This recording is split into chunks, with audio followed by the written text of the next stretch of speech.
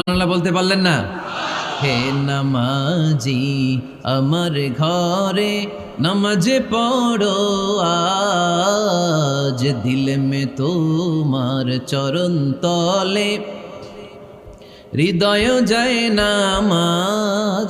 হে নামাজি আমার ঘরে নামাজে পড়ো আজ, দিল মে তোমার চরণ তলে হৃদয় যায় নামাজ। পড়েন আল্লাহু আকবার। কি সুন্দর লিখেছেন কাজী নজরুল ইসলাম। কাজী নজরুল ইসলাম খুব সুন্দর করে বলেছেন, মসজিদেরই পাশে আমায় কবর দিও ভাই, ঠিক কিনা?